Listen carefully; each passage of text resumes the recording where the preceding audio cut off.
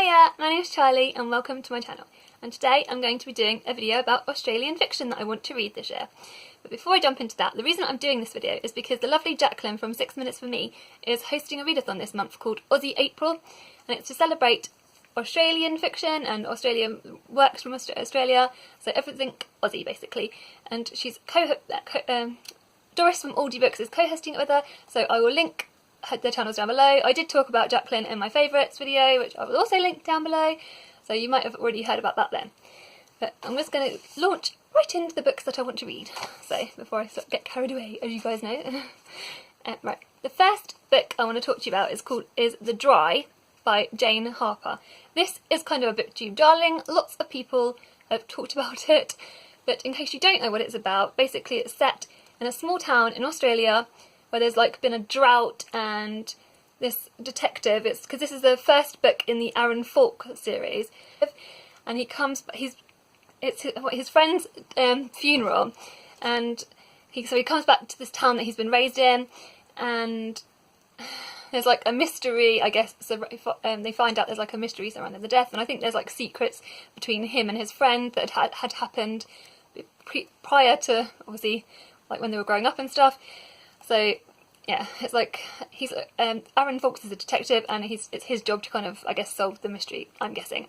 So yeah, and because of what the placement of the scenery and of where this is all set, it adds to the kind of claustrophobic nature of the book. So it's meant to be really gripping and yeah, quite fast paced, I think. So I can't wait to read it, and I can't believe I haven't already. Right. The next book I'm going to talk about is a poetry collection, which you guys know if you've watched my channel long enough that I love poetry, and this is one that I heard about not only from Jaclyn, but also first I think I heard about it from Julia, from Julia's Book Time, which I'll link her channel down below as well, because a lot of these books that I'm going to talk about I heard from Julia.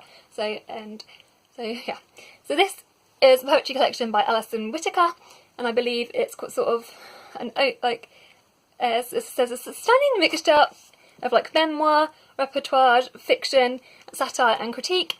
So it sounds really, really good, and I remember when I heard Julia and Jaclyn talk about it, I was like, oh my gosh, well actually when Jaclyn reminded me of it that I hadn't actually got it yet, so I was like, oh my gosh, I need to get this. So yeah, that's one I need to get to, as you will hear me say about all of them. Right, the next one I'm going to talk about, I've got my little notes here, is called Nona Me, and this is one that I heard Julia talk about quite a while ago, and it's one that I've wanted to get to sort of the longest, that I've been most excited to get to, and I can't believe I haven't got to it. And it's a story about friendship, a friendship between two young girls called Rosie and Nona. Rosie is white and Nona is from an Aboriginal background, in an Aboriginal family, and they have grown up together, and then at the age of 9, Nona, I believe, moves away from their town and moves away. Then at the age, then in year 10, school year 10, she comes back. So obviously the girls are a lot older, they're sort of teenagers, and so much has changed between them, and it's sort of about the differences between them and the differences between the families and stuff. And I think it sort of talks about the divide between the Aboriginal community and the mining community in their town. So yeah, sort of about that division and some other stuff as well, which I don't want to spoil. So yeah, I can't wait to kind of get to it, because I love the trope of friendship trope is such a good trope to talk about, and yeah, the mix of the diversity as well. It's just just sounds really interesting. So yeah, definitely one I really want to get to. The next one I'm going to talk about is The Picnic at Hanging Rock. And this is a classic book, a classic piece of Australian fiction written by Joan Lindsay, and I believe this was written in 1967. This is one I'm sure most of you already heard about, but like I said, if you haven't, it says, the notes I've written, I've got, it was a cloudless summer's day in the year 1900. Everyone at Apple Tree Yard College for young ladies agreed it was just the right day for a picnic at Hanging Rock. So they go for this picnic, and then after the picnic they go for this climb and up Hanging Rock into the shadows and the scrublands, and then they go missing and no one returns.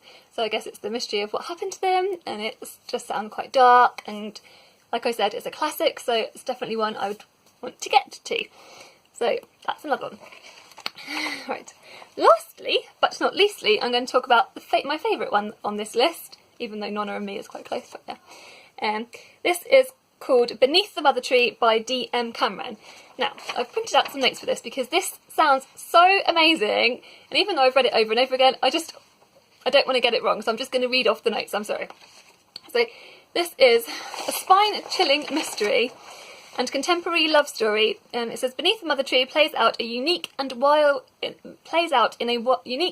wild Australian setting, interweaving Indigenous history and Irish mythology, which you guys know, like mythology and like fantasy is like a trope that I really, really enjoy, and this book has bucket loads of it. I'll carry on reading it. It says, on a small island, something sinister is at play. Resident alcoholic Grappa believes it's the far dark seven of the Fairy Queen, whose seductive magic lures you into their abyss. His granddaughter Isla has other ideas, especially once she meets the mysterious flute player she's heard on the beach. Riley and his mother have moved to the island to escape their grief, but when the tight-knit community is beset with a series of strange deaths, the enigmatic newcomers quickly garner the ire of the locals. Can Isla uncover the mystery of the heart of the island's darkness before it's too late? So it just sounds so dark and kind of creepy with the mythical elements and the magical elements that I really love. So 100% I need to get to it. And the reason I haven't actually got to it is because, as you will find with a lot of Australian fiction, some of it's quite hard to get hold of. Book Depository is amazing, so I highly recommend using that. But this is one I think I can only get hold of via Kindle. And as you guys, most of you will know, that I tend to only read physical copies of books. I do want to try and read more Kindle copies, because especially with Australian fiction, it would give me greater access to it.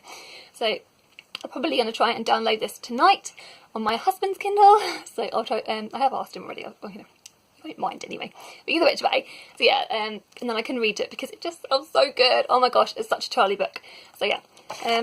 So that's the last one on my list. Let me know if you've got any Australian recommendations, any Australian fiction recommendations or books from Australia that you recommend to me in the comments down below. Let me know if you're taking part in Aussie April, just because I'd be interested.